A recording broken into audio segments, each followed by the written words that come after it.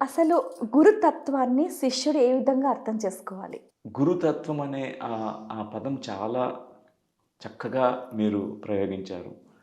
ఎందుకంటే గురువు కంటే గురుతత్వం అనేది చాలా ఇంపార్టెంట్. చాలా ముఖ్యమైనది. ఎందుకంటే చాలామంది గురువు, గురువు అంటుంటారు. హ్మ్. కానీ గురుతత్వం అనేది చాలా ఇంపార్టెంట్. కరెక్ట్. గురుతత్వం అనేది అంతటా నిండి ఉంది.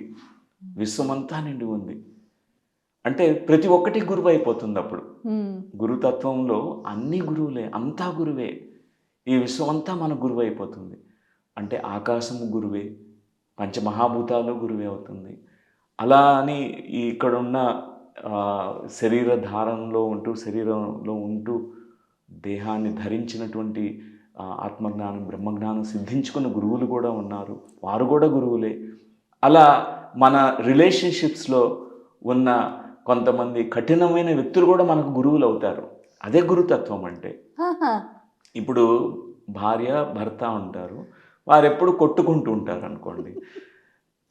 ఒకళ్ళు పెంకిగా ఉంటారు. ఒకళ్ళు పెత్తనం చెలాయిస్తుంటారు. అప్పుడు వాళ్ళిద్దరికీ గురువులైపోతారు. యాక్చువల్‌గా అక్కడ నేర్చుకుంటే వాళ్ళ బంధం ఆత్మబంధంగా మారుతుంది గానీ, లేకపోతే అది ఒక నరకప్రాయం అవుతుంది ఆ కుటుంబంలో. సో, గురుతత్వం అనేది మొత్తం నిండి ఉంది. దత్తాత్రేయులుగా చెప్పినటువంటి ఆ అద్భుతమైనటువంటి కాన్సెప్ట్ నాకెప్పుడు కూడా నచ్చుతుంది. హుహు. ఆయన గురుతత్వం గురించే చెప్పారు. నాకు 24 గురువులు ఉన్నారని చెప్పారు కదా! అవును సార్. అందుకే నాకు ఎప్పుడు గూడా ఆ విషయం నాకు పత్రి గారి నుంచి గూడా నేను తెలుసుకున్నాను. హుహు. అందుకే ఆయన ఎవరిని కలిసినా గూడా ధ్యానం ఆరంభించారనుకోండి, ప్రారంభ దశ నుంచి కొంచెం మెడిటేషన్ ప్రాక్టీస్ చేసిన తర్వాత నువ్వే మాస్టర్ అంటారు. అవును. ఎందుకంటే ధ్యానము మనల్ని మనం తెలుసుకునే విధంగా చేస్తుంది. అంటే మనలో ఉన్నటువంటి ఆ గురుతత్వాన్ని మేల్కొల్పుతుంది. మనలో ఉన్న అంతర్గతమైన జ్ఞానాన్ని మేల్కొల్పుతుంది. అప్పుడు ప్రతి ఒక్కళ్ళు గురువులవుతారు. వాళ్ళ యొక్క స్థాయి పెరుగుతూ ఉంటుంది. అంటే ప్రతి ధ్యాన సాధకుడికి అది సాధ్యమే. హుహు. ప్రారంభంలో మనం శిష్యులు అనబడతాము. తర్వాత ఆ శిష్యులే తర్వాత గురువులవుతారు. ఎందుకంటే వాళ్ళు సిద్ధింపచేసుకుంటారు. సాధన చేసి ఆ స్థాయికి ఆ యొక్క ఆత్మజ్ఞానము పొందుతారు కాబట్టి. సో, ఈ గురుతత్వము నాకు చాలా ఇష్టమైనది. ఎందుకంటే నేను నా జీవితంలో పత్రి గారుని కలవడంతో పాటు నా అంతర ప్రపంచానికి పరిచయం చేశారు. నా లోపల ఏముందో తెలుసుకోమని ఆయన గుర్తు చేశారు. గురువు అంటేనే గుర్తు చేసేవాడు గురువు. మనం మర్చిపోయాము. ఆయన గుర్తు చేస్తుంటాడు. "అరేయ్! నువ్వు కళ్ళు మూసుకో, ధ్యానం చెయ్యి, లోపలికి వెళ్ళు, నీలోనే ఉంది."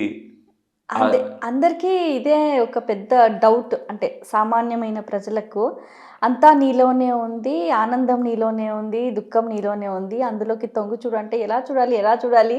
అంటే కళ్ళు మూసుకుంటే ధ్యానం చేస్తేన అంటే ఎలా కనిపించటం లేదు. అంటే భౌతికమైన ప్రపంచంలోనే ఉంటారు. కానీ మీరన్నట్టుగా ఈ అంతర్ ప్రపంచంలోకి వెళ్ళాలి అనంటే ఆ మార్గం ఎలా తెలుసుకోవాలి? అంతర ప్రపంచం అనేది ఈ బాహ్య ప్రపంచం చాలా చిన్నది. అంతర్ ప్రపంచం మహా విశాలమైనది, అవునా? అనంతమైనది.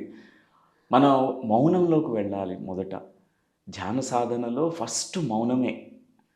అందుకే మౌన సాధన ఫస్టు. అంతర్మౌన సాధన. హుహు. అంటే చిత్తవృత్తి నిరోధం కావాలి.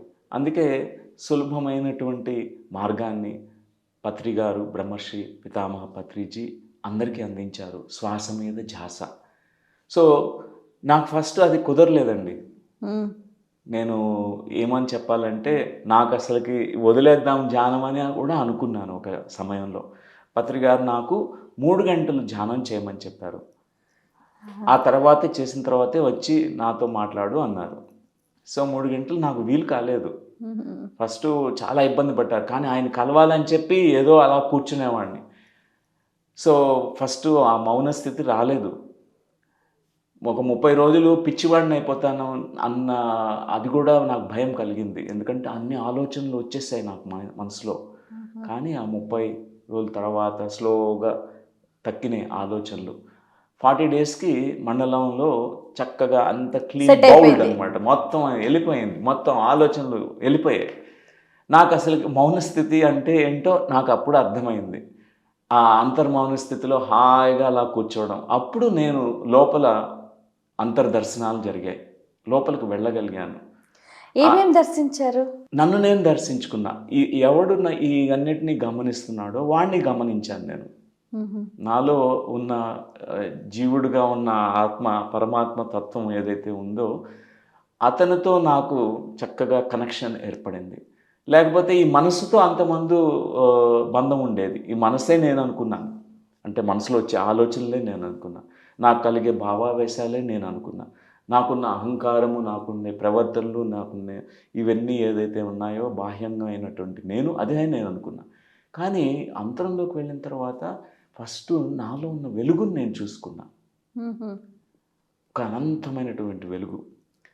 ఓకే. అక్కడ ఆకారం లేదు, రూపం లేదు, రంగు లేదు, పేరు లేదు, ఏమీ లేదు. హుహు. శూన్యంలోనే మనకు తెలిసిపోతుంది. హుహు.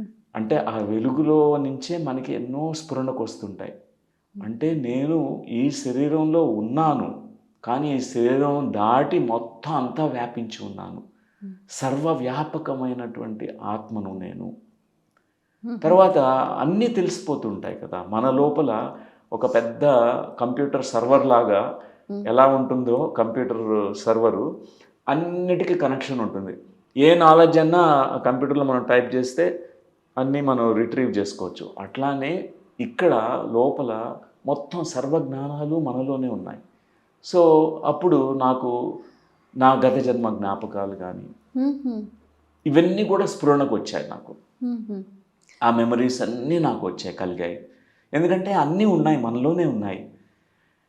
అవన్నీ కూడా నాకు దృశ్య రూపకంగా కనిపించాయి.